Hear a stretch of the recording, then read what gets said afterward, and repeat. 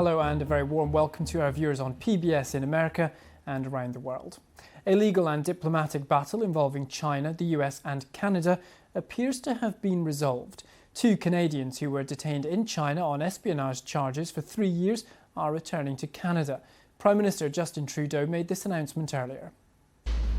The aircraft carrying Michael Kovrig and Michael Spavor left Chinese airspace and they're on their way home. They boarded at about 7:30 Ottawa time, along with Dominic Barton, Canada's ambassador to China. It comes just hours after the US reached a deal to release the Huawei executive Meng Wanzhou. She's now on a flight returning to China after being freed by a Canadian judge. She was detained in Canada on a US warrant for extradition on charges of financial impropriety. She'd always maintained her innocence and spoke outside the court. Over the past 3 years, my life has been turned upside down. It was a disruptive time for me as a mother, a wife, and a company executive.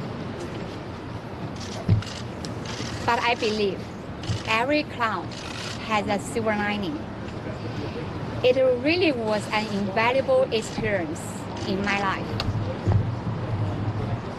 I will never forget all the good wishes I've received from people around the world. As the saying goes, the greater the difficulty, the greater the growth. Once again, thank you so much. Well, let's stick with this story for the time being. We're joined now by Mackenzie Gray. He's a journalist with the Canadian broadcaster CTV. Mackenzie, good to see you. What's been the reaction to this news in Canada?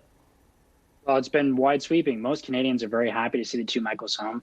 This has been a big thorn in the side of re-elected Prime Minister Justin Trudeau. The election was just a couple of days ago, and we're seeing from his rivals, the leader of the Conservative Party, Erin O'Toole, and the leader of the NDP, Jagmeet Singh, both coming out and congratulating and seeing great excitement for the two Michaels, Michael Kovrig and Michael Spavor, coming back home. Something that people across the political spectrum have been pushing for a long time. A big win for Prime Minister Justin Trudeau this evening. Canada was dragged somewhat unwittingly into diplomatic spats between the US and China. Does this now improve relations between Canada and China, but also with Canada and the US?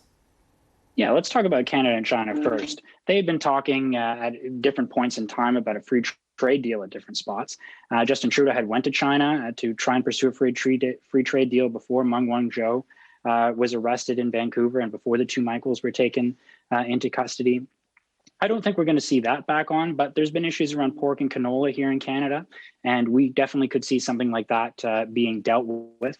We could also see on the Canada-US front, this has been a big issue that Justin Trudeau has been pushing and something that Joe Biden's agreed upon. And this has really been the first win for Justin Trudeau on the US front with Joe Biden. There's been issues like Keystone. There's been issues around Buy America that have been problematic for Justin Trudeau. But finally, right after an election, he has a big win that he's going to take forward with him.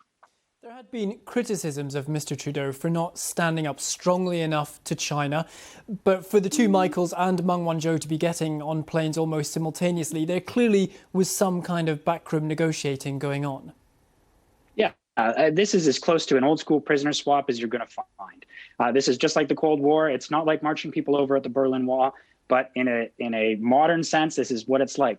Ms. Meng's plane took off around 5 o'clock, or maybe about 6 o'clock Eastern here. As soon as she was done at the court in Vancouver, she went straight to the airport, got in an Air China plane, and flew to an unspecified location. We're assuming it's China. And in the same vein, the two Michaels, as Prime Minister Trudeau announced later this evening, were on a plane pretty much at the same time. So we talked to experts earlier today. I talked to the former Canadian ambassador to China, and he'd said, look, it's going to take a couple of months, expect it being in October. So it really caught all of us here in Ottawa and most experts off by surprise that it happened so quickly. OK, Mackenzie Gray from CTV joining us from Canada. Thanks very much.